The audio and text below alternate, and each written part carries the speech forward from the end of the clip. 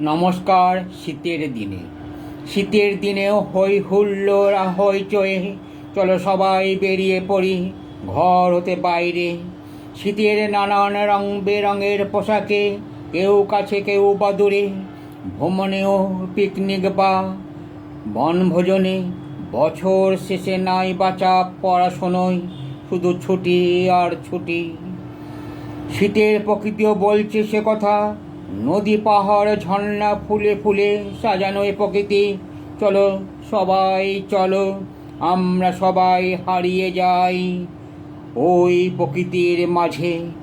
বছর শেষে ক্ষণিকের বিশ্রামের মাঝে করব সবাই আনন্দ আর উল্লাস। শীতের ওই নীল আকাশটাও পূবের সোনালি আলোয় সেজেছে।